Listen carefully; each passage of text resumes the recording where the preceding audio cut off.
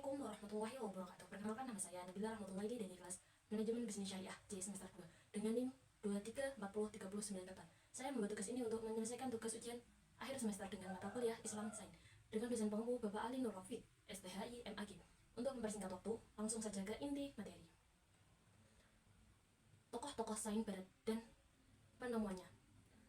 Yang pertama, Isaac Newton lahir pada 1643 di Inggris dan meninggal 20 Maret 1727 di London. Newton merupakan seorang fisikawan dan matematikawi Inggris yang merupakan tokoh puncak revolusi ilmiah pada abad ke-17. Ayahnya adalah seorang petani dan tidak berpendidikan yang meninggal 3 bulan sebelum Newton lahir. Ibu Newton menikah lagi, lalu meninggalkan Newton bersama dengan neneknya. Newton bersekolah di sekolah Free Grammar. Meskipun Newton tidak unggul di sekolah, dia mendapat kesempatan untuk menghadiri Trinity College Cambridge. Di sana dia ingin belajar hukum. Ibunya menolak untuk membiayai pendidikannya, sehingga kuliah Newton bekerja sebagai pembantu untuk membiayai hidupnya. Newton juga membuat jurnal yang dapat mengekspresikan ide-ide tentang berbagai topik. Newton memberikan kontribusi yang signifikan terhadap bidang ilmu pengetahuan selama hidupnya. Dia menemukan kalkulus dan memberikan pemahaman yang jelas tentang topik, tetapi karyanya yang paling signifikan berkaitan dengan gaya khusus, pengembangan hukum gravitasi universal, dan hukum geraknya. Awal mula tertarik pada matematika ketika setelah membeli sebuah buku di mana Newton tidak memahami konsep matematika yang terkandung di dalam buku tersebut. Newton lulus dengan gelar sarjana pada tahun 1665 Masehi. Pendidikannya tergantung oleh wabah Trinity College ditutup karena penyakit yang sangat menular dan mematikan. Newton pun pulang. Selama waktu inilah Newton mulai mengejar ide-idenya sendiri tentang matematika, fisika, optik, dan astronomi. Penemuannya tentang cahaya, teori gravitasi Newton, kalkulus, hukum Newton, dan dalam bidang astronomi, alkimia, pembuatan sistem pemalsuan uang. 2. Thomas Alva Edison. Thomas Alva Edison lahir pada 11 Februari 1847 di Million, Amerika Serikat. Ia adalah anak ketujuh dari Samuel Ocken dan Nellie Matthew. Edison memiliki latar belakang keluarga sederhana dan menerima pendidikan formal yang minim. Ibunya seorang mantan guru pengajar dasar di rumah. Saat kecil, Edison hanya sempat bersekolah selama 3 bulan karena gurunya memperingatkan bahwa ia tidak bisa belajar di sekolah. Ia termasuk murid yang sering tertinggal pelajaran dan dianggap tidak memiliki bakat sangat. Ibunya kebetulan seorang guru memutuskan untuk mengajar Edison sendiri di rumah. Walaupun tidak belajar di sekolah umum, Edison memiliki sifat ingin tahu yang besar dan senang mencoba. Bahkan saat berumur 11 tahun, ia membuat sebuah ruangan laboratorium kimia sederhana di bawah rumahnya dan melakukan percobaan di rumah seorang.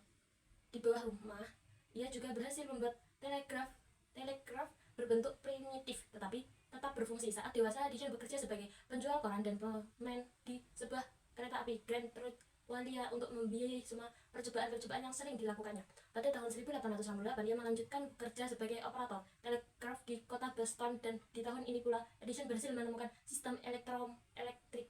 Karir Edison melonjak seketika. Ia pindah ke New York City pada tahun 1860-an. Ia bekerja sebagai operator telegraf dan mengembangkan beberapa perbaikan pada peralatan telegraf. Hal ini menghasilkan petan pertamanya dan pengakuan di industri tersebut. Pada tahun 1876, ia mendirikan laboratorium penelitian industri pertama di Million Park, di mana ia fokus pada penemuan dan penyempurnaan berbagai teknologi. Penemuan Thomas Alva Edison bola lampu pijar, fonografi, kineteskop, baterai alkalin, dan mikrofon karbon. 3. Alexander Graham Bell. Biografi Alexander Graham Bell lahir 1847, wafat 1922. Guru paling terkenal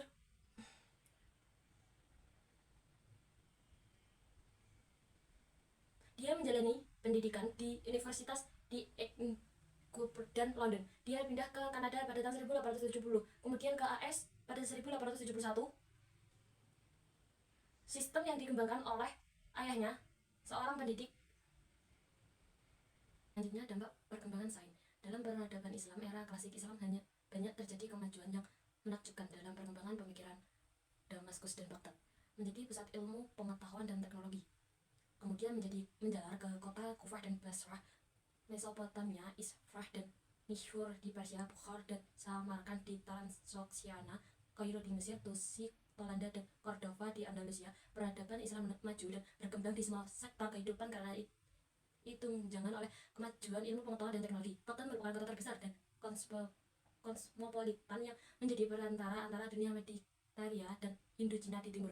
Kebesaran Baghdad didukung oleh adanya 3 wilayah kekuasaan Islam yang mencium perkembangan sains dan teknologi arah kemajuan, yaitu masuknya peradaban Islam ke Eropa, terutama melalui pintu Spanyol, merupakan tantangan parah dan pencerahan terhadap bangsa Eropa dengan sebuah peradaban baru hingga menapaki masa modern. Karenanya sulit dipungkiri bahwa kemajuan Eropa tidak bisa dilepaskan dari kemajuan dunia Islam.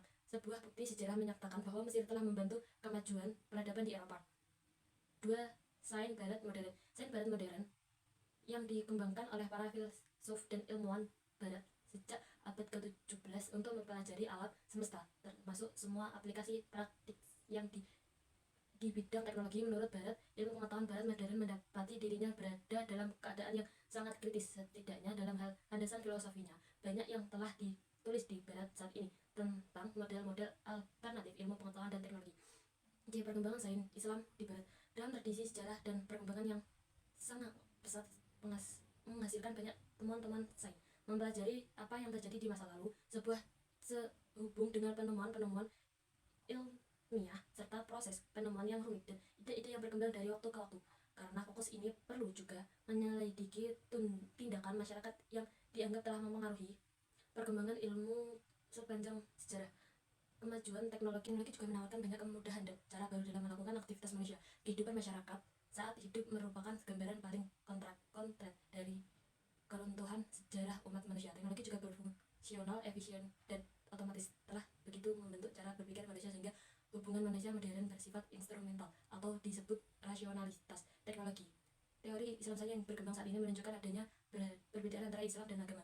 Berkat berbagai penemuan ilmiah dan semangat kemajuan modern, agama tidak lagi terkait dengan sains. Di Barat, pengaruh peradaban Barat yang ekumenik menjadikan sains sekuler dalam peradaban Islam. Ilmu adalah ibadah dan bagi instrumen dari agama. Sejarah perkembangan ilmu pada masa Mesir dan bagian perkembangan awal pada masa Mesir di Babilonia. 1. Sejarah perkembangan ilmu pada masa Mesir dan Babilonia.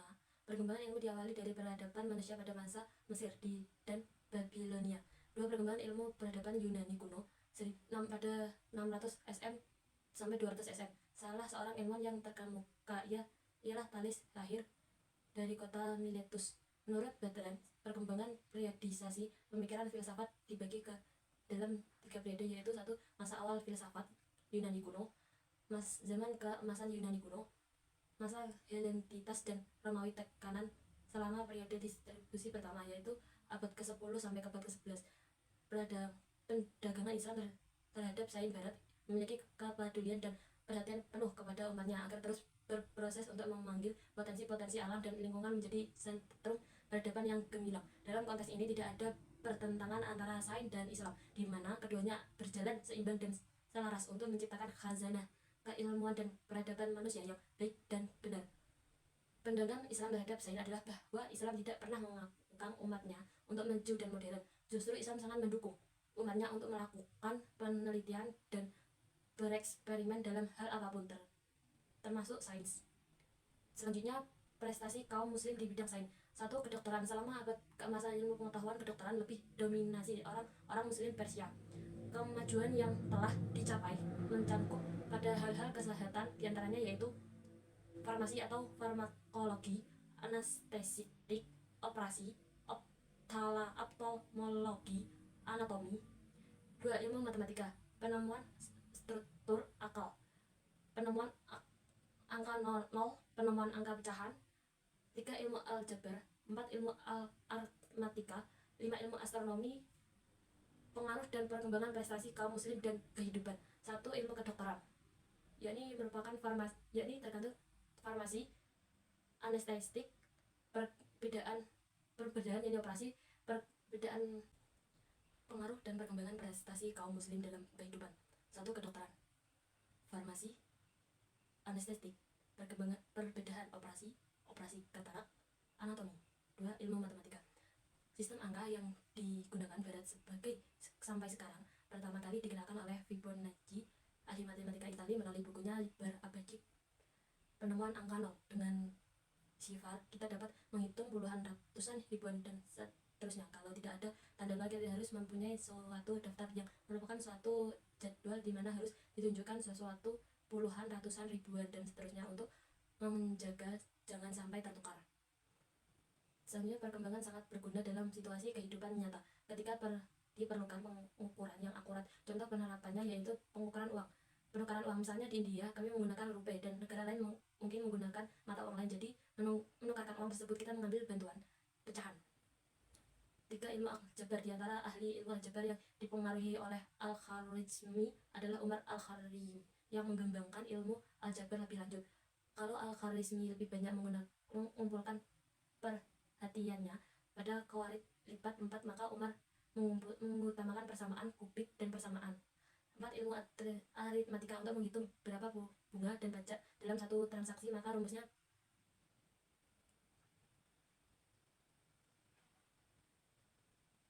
5. Ilmu astronomi. Observatorium paling terkenal yang didirikan muslim dibangun pada abad ke-13 dari Marhak di bawah pemimpinan Direktur Nazir al-Din At-Tusi. Ia berfungsi sebagai model observasi besar yang dibangun oleh pembayaran. Disemarkan pada awal ke-15 dan baru diperbaiki. Paradigma sains modern. Definisi paradigma sains modern secara umum didefinisikan sebagai pengetahuan yang didapatkan dengan cara sistematis tentang struktur dan perilaku dari segala fenomena yang ada di alam jagat raya, baik fenomena alam maupun sosial. Setiap ilmuwan memiliki definisi yang berbeda-beda sesuai dengan alasannya masing-masing. Dengan demikian, hanya pengetahuan yang memenuhi syarat-syarat bisa disebut sebagai sains, yakni ilmu pengetahuan. Di luar ketentuan ini, segala bentuk pengetahuan tidak termasuk dalam ilmu pengetahuan. Semangat rasionalitas dan intelektualis dari dunia Islam yang telah memberikan kontribusi besar tersebut kemudian dibawa ke dunia barat. Ketika memasuki dunia barat, ilmu khususnya sains kemudian dikembangkan dalam karangan pandangan hidup barat di barat, menjadi penyingkiran nilai-nilai agama sehingga agama dianggap tidak ilmiah, bersifat spekulatif. Pada tataran paradigma di Eropa, pengaruh paradigma tentang alam mendominasi pemikiran ilmuwan pada era klasik. Pemikiran Aristoteles tentang geogratis juga masih berpengaruh besar pada sains sampai kemudian terjadi revolusi ilmiah sampai akhir perubahan alam pikir era pertengahan dengan segala macam variasinya diruntuhkan satu persatu dan menjadi tanda akhirnya Renaissance.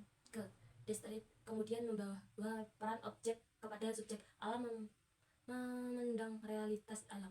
Implementasi paradigma sains modern didasarkan bahwa teknologi mempunyai dua sifat berbeda, yaitu positif dan negatif. Kedua dampak tersebut berjalan beriringan seiringnya teknologi yang dihasilkan manusia. Karena karakter dan paradigma yang diurung, banyak yang lebih mementingkan individualisme daripada sosial masyarakat dan lingkungan. Teknologi yang dihasilkan cenderung pada sifat yang negatif.